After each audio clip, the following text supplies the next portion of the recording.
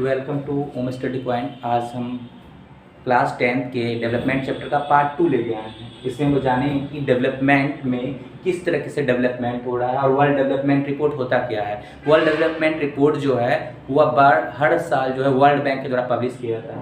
और world development report जो हो गया वह आपको 2006 का यहाँ आंकड़ा दिया गया है, जिसमें कि किसी धनी देश का जो है पर कैपिटा इनकम को दर्शाया गया, जो लगभग 4,53,000 पर एनम है। सालाना या जो है इनकम है किसी देश का पर कैपिटा इनकम, यानी एक व्यक्ति इतना कमाता है किसी डेवलप्ड देश में। और on the other hand low income countries जो है उसका 37,000 और लेस या उससे कम पर कैपिटा इनकम है किसी एक अंडर डेवलप्ड कंट्री का या लो इनकम कंट्री का।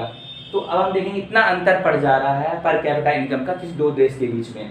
तो हम ये जानें कि पर कैपिटा इनकम यानी कि किसी देश के जो डेवलपमेंट होता है, देश के जो डेवलपमेंट को असेसमेंट करने के लिए सबसे इम्पॉर्टेंट चीज़ है जो है पर कैपिटा इनकम, यानी इस देश को दो देशों को कंपेयर करने में पर कैपिटा इनकम जो है उसका सबसे बड़ा आधार होता है। पर कैपिटा इनकम बोलिए या देश का इनकम।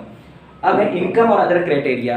इसके अलावा ऐसा नहीं कि इनकम के आधार पे किसी देश का डेवलपमेंट को तय कर लिया जाता है कि ये इतना डेवलप कंट्री है, ये कम डेवलप कंट्री है। तो अभी इनकम हो गया, आईएमआर हो गया, इसको इन्फेंट मोर्टिलिटी रेट बोलते हैं या शिशु मृत्यु दर बोलते हैं। यानी किसी देश में जो है अपना पहला जन्म पूरा करने से पहले कोई बच्चा मर जाता है तो वो शिशु मृत्यु दर में आता है। तो इनकम हो गया, इन्फेंट मोर्टिलिटी रेट हो गया, लिटरेसी रेट हो गया, अटेंडेंस रेशियो 1 to 5 यानी प्राइमरी लेवल तक का हो गया।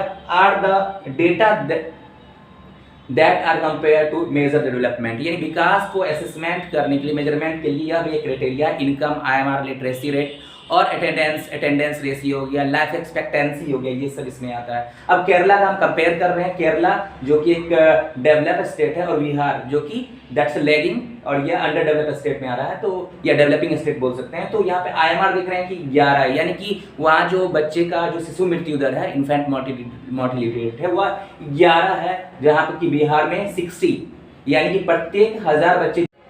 लिटरेसी रेट जो वहाँ पे 191% है केरला में, जबकि बिहार में 47% लिटरेसी रेट है, जो कि अन्य राज्यों से भी बहुत कम है। यानी बिहार शिक्षा में अन्य राज्यों से भी पिछड़ा हुआ है। अटेंडेंस रेशियो की बात करें तो वहाँ पे 1 to 5 यानी जो प्रारंभिक जो है एलिमेंट्री में जो वहाँ पे बच्चों का अटेंडेंस है, उनका जो एडमिशन है वो 91%, जो कि बिहार में 41%। तो यह बिहार की स्थिति को बताता है। यह आपको डेटा यानी कंपेयरिंग द स्टेट यानी कि स्टेट के डेवलपमेंट को बताता है यहाँ पे। अब हम नेशनल डेवलपमेंट का डेफिनेशन जानेंगे। नेशनल डेवलपमेंट होता क्या है? It's a term include improvement in the living standard of people and increase in per capita income, यानी कि किसी भी राज्य की या देश के जो लिविंग स्टैंडर्ड को बताता है इन नेशनल डेवलपमेंट, और साथ ही पर कैपिटा इनकम जो है वह नेशनल डेवलपमेंट को बताता है। वहाँ के एजुकेशन, मेडिकल केयर और सोशल सर्विस जो सिटीजन को मिलता है, यह सब देश के डेवलपमेंट को बताता है। यानी ये जो टर्म जो होता है वह देश के डेवलपमेंट, नेशनल डेवलपमेंट को बताने के लिए पर कैपिटा इनकम, वहाँ का जो स्टैंडर्ड ऑफ लिविंग